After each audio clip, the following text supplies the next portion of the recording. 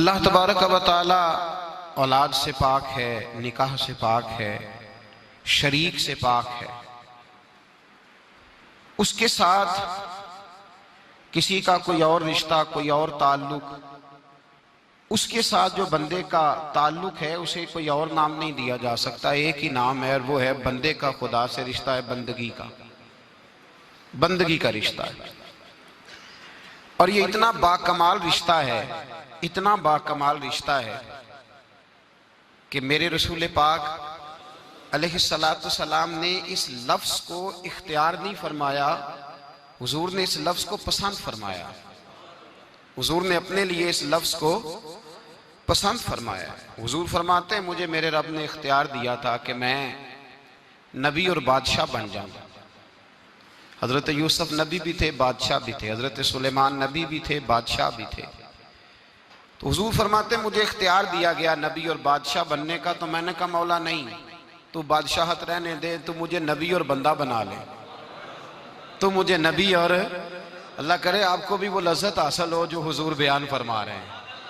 अल्लाह करे आपको वो कैफ, वो सुरूर हासिल हो। इकबाल कहते हैं मताए बेबहा है दर्द सोज़े आरज़ू मंदी, मकामे बंदगी देकर न लो शाने खुदाबंदी। इकबाल कहते हैं अगर सारी दुनिया की तुझे बादशाही मिल दे तो ठोकर मार देना, सारी दुनिया की बादशाही से बेहतर है रब का बंदा बन जाना। मकामे बंदगी में लज्जत बड़ी है, इसमें सुरूर बड़ा है, इसमें कैफ बड़ा है। अल्लाह तबारक व तआला ने अपनी बंदगी की तड़प रखी है इंसान के वजूद में। भूख लगती है, प्यास लगती है, नींद आती है, ये इंसान के वजूद की जरूरियात है। इसी तरह उसके वजूद में इबादत की तड़प पैदा होती है। ये तो आपको मिलेगा कि इंसान दरख्तों को पूजता रहा, चांद को पूजता रहा, सितारों को पूजता रहा, ये पत्थरों और पहाड़ों की और बुतों की पूजा करता रहा, ये तो मिलेगा। और ऐसे भी बदबख्त हुए जिन्होंने माज़अल्लाह शैतान को खुदा मान लिया। हर जगह आपको ये तो मिलेगा पूरी तारीख इंसानियत में कि किसी ने किसी को पूजा जरूर है। ये नहीं मिलेगा कि कोई वक्त ऐसा गुजरा हो कि किसी ने किसी की इबादत ना की हो। लोग गुमराह हुए तो गलत जगह पे चले गए, लेकिन बंदगी की लज्जत और इबादत का जायका अल्लाह ने वजूद में रखा हुआ है। ये जो लोग सवाल पूछते हैं ना, कहते हैं साहब एक अजीब सी बेचैनी है, कुछ खो सा गया है, समझ नहीं आती, पैसे भी हैं, दौलत भी है, बच्चे भी फर्मा बरदार हैं, लेकिन एक बेसुकूनी सी है, एक लायानी सा खौफ है, एक अनजाना सा दर्द है। तो भाई वो दर्द ये है कि अला बिज़िक्रिल्लाह तत्मइन्नुल कुलूब। अल्लाह फरमाते हैं कि तेरा सुकून तो मैंने अपनी याद में रखा हुआ है। तुझसे ना इबादत इलाही का जज्बा खो गया है, गलत जगह सुकून ढूंढने लगा है। तूने क्लब में सुकून ढूंढा है, यारों की महफिल में सुकून ढूंढा है, कभी शेर और सुखन में सुकून ढूंढा है, कभी तूने मीठी रसीली खूबसूरत बातों में सुकून ढूंढा है। सुकून तो मैंने अपनी बंदगी में रखा है, सुकून तो मैंने अपनी याद में रखा है, लज्जत तो मैंने इबादत में रखी हुई है। और अल्लाह तबारक व तआला ने फरमाया कि मैंने जिन और इंसान पैदा ही इसलिए किए थे कि मेरी बंदगी करें। अमा खलक़तुल जिन्ना वल इंसा इल्ला लियअबुदून। हमने जिन्नों और इंसानों को अपनी बंदगी और इबादत के लिए पैदा किया। इबादत असल है, इबादत असल है, इबादत रूह है, इबादत मकसद है, इबादत इंसान की तभी जरूरत है। इबादत नहीं करेगा तो अपना नुकसान करेगा, इबादत नहीं करेगा तो बेसुकून रहेगा, बेचैन रहेगा, बेकरार रहेगा। इबादत इसे अल्लाह के करीब करेगी, इबादत इसके दिल में नूर पैदा करेगी। इबादत जब ये इबादत करेगा, ज्यादा करेगा, ज्यादा करेगा, ज्यादा करेगा, तो मेरे नबी पाक फरमाते हैं फिर अल्लाह इसे अपना कुर्ब अता फरमाएगा, फिर अल्लाह इसे अपनी विलायत अता फरमाएगा। अब तो लोग भागते हैं ना, नमाज से भागने वाला वली बन गया है। अब आदमी जो थोड़ा सा पाबंदी जिसके लिए मुश्किल थी वो मलंग बन गया है, और लोग भी विलायत का दर्जा उसके लिए ढूंढने लगे हैं। जो आदमी ज्यादातर मजजूब रहे, हालांकि सूफिया कहते हैं कि मजजूब तो विलायत में छोटा दर्जा है, इसलिए कि वो तो सिर्फ अपने जोगा है। विलायत का आला दर्जा तो वो है जो अपनी भी बात करे और मखलूक खुदा की रहनुमाई भी करे, वो बड़ा दर्जा। इबादत कसरत के साथ करने की वजह से बंदा अल्लाह के करीब होता है और वली बनता है। यहाँ लोग फर्ज नहीं पढ़ रहे और बुखारी मुस्लिम में नबी पाक सल्लल्लाहु अलैहि वसल्लम ने मकाम बंदगी को विलायत की अलामत करार दिया। मेरे मुस्तफ़ा करीम अलैहिस्सलाम ने फरमाया, अल्लाह का बंदा नफल पढ़ता रहता है, इबादत करता रहता है, रातों को जागता रहता है, सावन की काली रातों में। सावन की, ये पता शायर ने क्यों कहा है? रात ठंडी हो तो नींद ज्यादा आती है। सावन की, कहते हैं सावन की काली रातों में जब बूंदा बांदी होती है, वो रातों को उठ उठ रोते हैं जब खलकत सारी सोती है। सावन की काली रातों जब बूंदा बांदी होती है, वो रातों को उठ उठ रोते हैं जब खलकत सारी। मियाँ साहब ने भी इस पर तबसरा किया है। मियाँ साहब रहमतुल्लाह अलैह फरमाते हैं, रात पवे ते बेदर्दा नू नींद प्यारी आवे। रात पवे ते बेदर्दा नू नींद प्यारी आवे, ते दर्दमंदा नू याद सजन दी सुतियां भी आन जगावे। दर्दमंदा नू याद सजन दी सुतियां भी। उठो तहज्जुद का टाइम हो गया, उठो सलातुल लैल का टाइम है, उठो तरावी पढ़नी। रात पवे ते बेदर्दा नू नींद प्यारी आवे, दर्दमंदा नू याद सजन दी सुतियां भी आन जगावे। मेरे रसूल पाक सल्लल्लाहु तआला अलैहि वसल्लम फरमाते हैं, याद रखो, अल्लाह का बंदा नफल पढ़ के, सलातुल लैल पढ़ के, इशराक पढ़ के, अवाबीन पढ़ के, नफल पढ़ के अल्लाह के करीब होता है। और रब फरमाता है, जब मेरा बंदा नफल पढ़ पढ़ के मेरे करीब होता है, तो ये बुखारी मुस्लिम है। बुखारी मुस्लिम, अगर किसी के शिर्क को गश आने लग जाए तो वो बुखारी मुस्लिम जाके पढ़े। अगर किसी को दिक्कत होने लग जाए ना, परेशानी बड़ी जल्दी होती है लोगों को, बुखारी मुस्लिम है। हुजूर सल्लल्लाहु अलैहि वसल्लम फरमाते हैं, रब फरमाता है, मेरा बंदा जब कसरत से नफल पढ़ता है तो मेरे करीब हो जाता है। इतना करीब होता है कि मैं अपने बंदे की जुबान बन जाता हूं। कौन कह रहा है? जुबान किसकी बनता है? भाई उधर फतवा देना, इधर ना देना, उधर फतवा देना।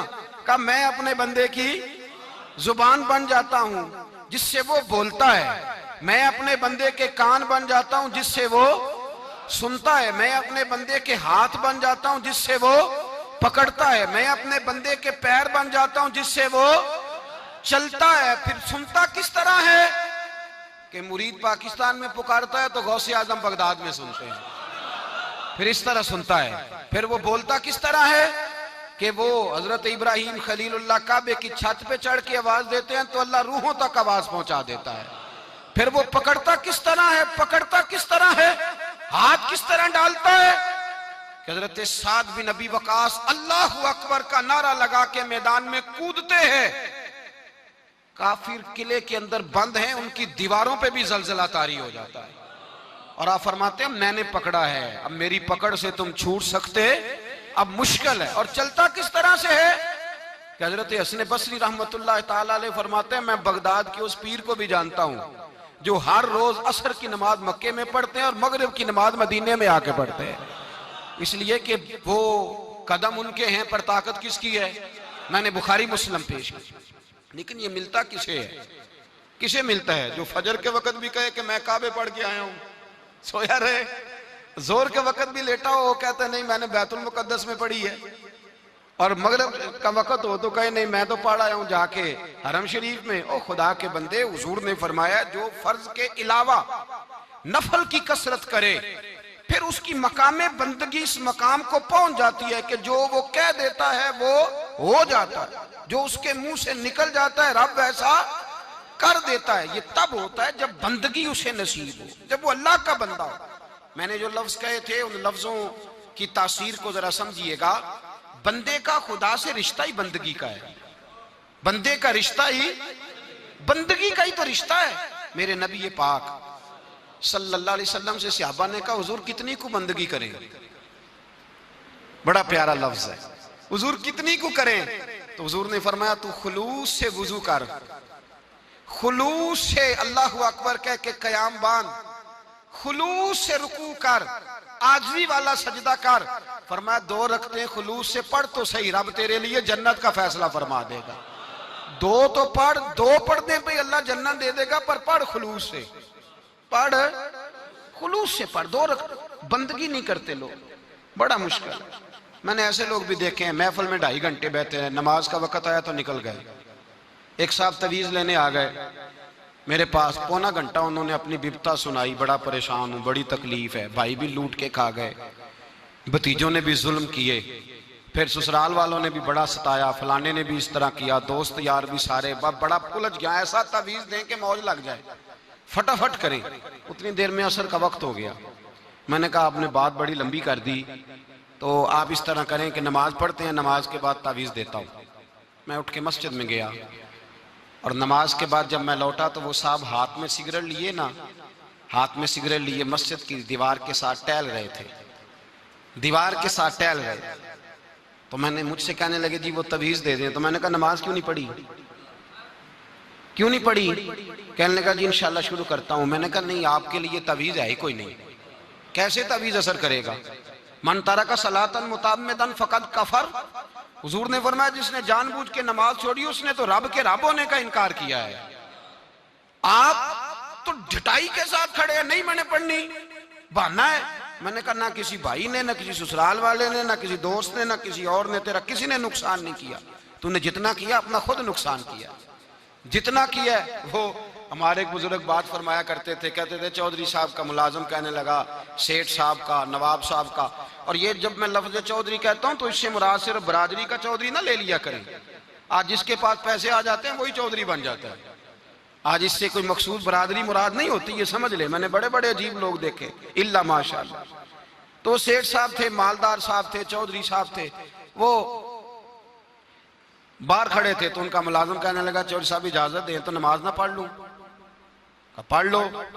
अब वो नमाज पढ़ने गया तो कभी कभी ना नमाज में दिल लग जाता है, और कभी कभी ऐसा होता है, आपको महसूस हुआ होगा कि मस्जिद से निकलने को दिल नहीं करता, सजदे से सर उठाने को दिल।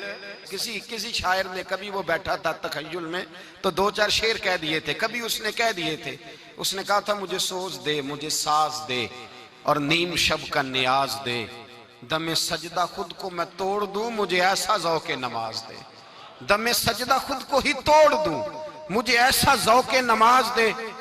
तो दिल नहीं करता निकलने को मस्जिद से।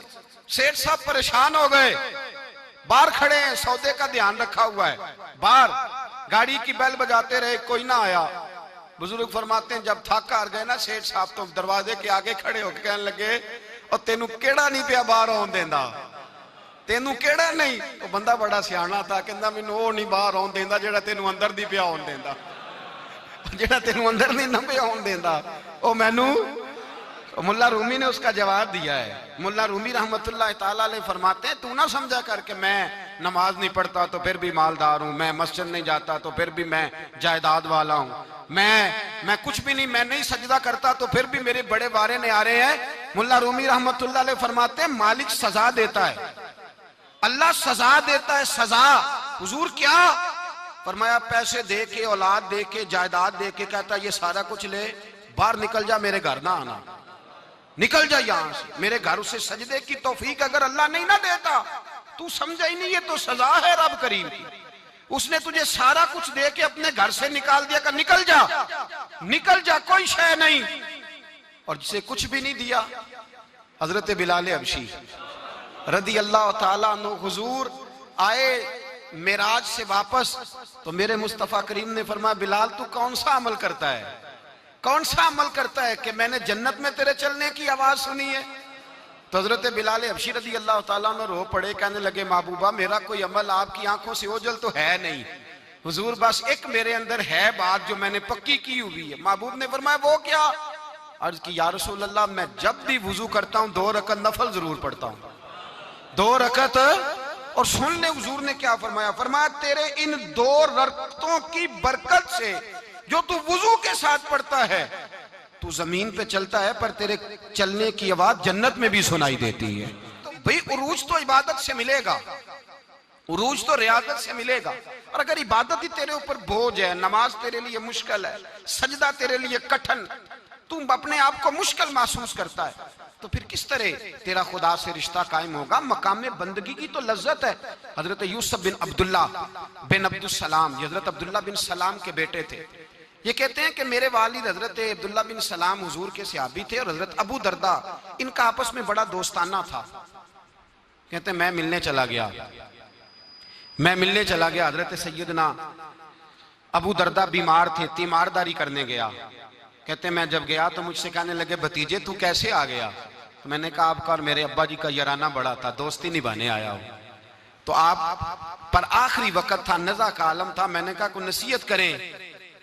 तो हजरत अबू दरदा कहने लगे बेटा मुझ पर वो वक्त है कि बहुत बड़ा झूठा भी इस वक्त में सच ही बोलता है, इस वक्त में सच बोलता है, सच। आप फरमाने लगे मैं रसूलुल्लाह का गुलाम रहा हूं, अबू बकर सिद्दीक का मुशीर रहा हूं, फारूक आजम का मुशीर रहा हूं, मैंने सहाबा के साथ वक्त गुजारा है। जाते जाते तुझे नसीहत कर रहा हूं, पल्ले से बांध लेना। हज़रत यूसुफ बिन अब्दुल्लाह बिन सलाम कहने लगे हुजूर कहिए। फरमाने लगे बेटा सजदा कभी ना छोड़ना, सजदा सजदा ना छोड़ना, सजदा ना छोड़ना। हुजूर क्या मिलता है? फरमाया मैंने अपने नबी से सुना है कि बंदा रब के सबसे ज्यादा करीब उस वक्त होता है जब उसने अपना सर सजदे में रखा होता है। अल्लाह के करीब होता है। कहां होता है? बोल के बताइए, इस बात को समझिए। फरमाया जब किसी ने सर रखा हो ना सजदे में, मट्टी पे, साफ पे, सीमट पे, उसने मस्जिद में सर सजदे में रखा हो तो ये सर उसने सजदे में नहीं रखा हुआ, ये तो उसका रब के करीब चला गया सर। बंदे का अल्लाह से कुर्ब कहां होता है? सजदे में। किस जगह? इसलिए हुजूर ने फरमाया सजदे में दुआएं ज्यादा कबूल होती हैं, सजदे में दुआएं ज्यादा कबूल होती हैं। बंदगी की लज्जत, सुरूर, कैफ, उसके जायके। हजरत अहनफ बिन कैस ताबी हैं, सियाबी के शागिर्द हैं। फरमाते मैं मस्जिद अक्सा में गया, फलस्तीन में मस्जिद अक्सा में एक शख्स को मैंने देखा, बड़ा नूरानी चेहरा उसका, और बड़ा उसके वजूद के अंदर अजीब सी कशिश, खुशबू दूर तक फैली है। वो बंदा ना नमाज नहीं पढ़ रहा था, सजदे ही करता जा रहा था। एक सजदा, दूसरा सजदा, तीसरा सजदा, और सजदा करता तो देर तक सजदा करता, फिर सजदा करता तो देर तक। कहते हैं जब वो फारिग हुआ तो मैंने गुजारिश की। कहते हैं जब वो फारिग हुए तो मैंने गुजारिश की, मैंने कहा बुजुर्गो एक बात पूछने को दिल करता है। उन्होंने कहा पूछो। कहने लगे आप इतने सजदे क्यों करते हैं? कहते मैंने पूछा तो बुजुर्गों ने रोना शुरू कर दिया, इतना रोए कि हिचकी बद गई।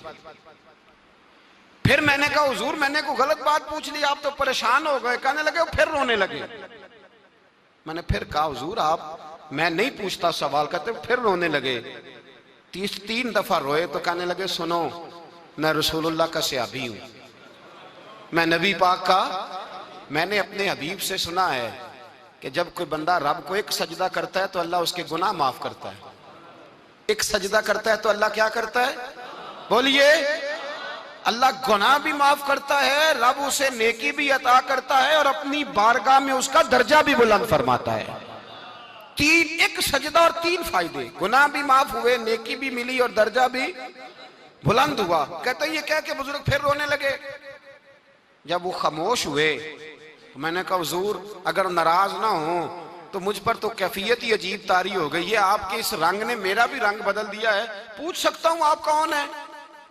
पूछ सकता हूं आप कौन है? कहते जब मैंने सवाल किया तो उन्होंने फिर आंसू पूछे।